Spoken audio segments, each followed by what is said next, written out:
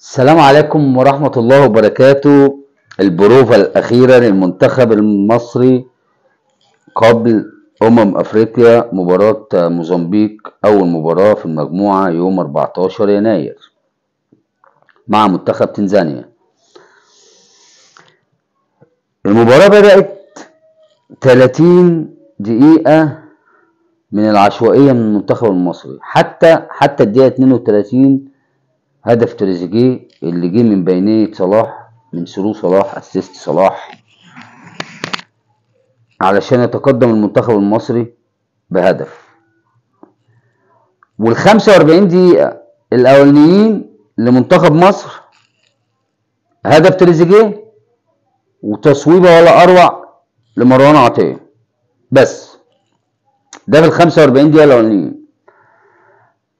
ال 45 دقيقة التانيين الشوط الثاني عمل عدة تغييرات فيتوريا. يعني انا شايف انها ما اسفرتش عن شيء. هو برضو ضربة جزاء، هدف في الدقيقة 75، في الدقيقة 73 محمد صلاح العالمي، محمد صلاح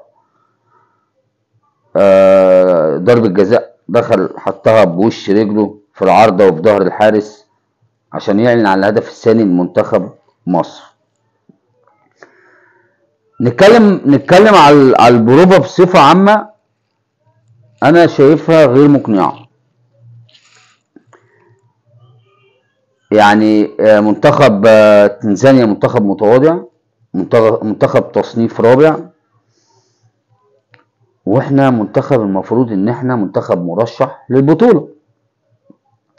فالاداء بعيد، يعني اداء منتخب مصر انا شايفه بعيد، او شايفه مش قوي قوي.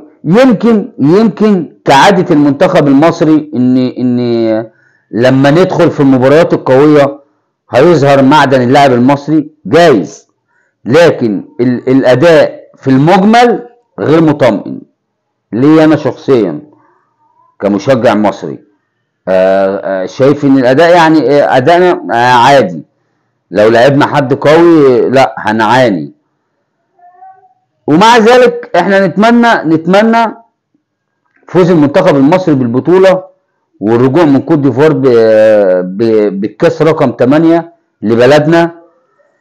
وهنبدأ ان شاء الله يوم 14 ونتابع المباراة بإذن الله ونبقى نتكلم عنها. واحب اختم بإذن الله نتمنى عودة المنتخب المصري بكاس افريقيا للمرة الثامنة. والسلام عليكم ورحمة الله وبركاته.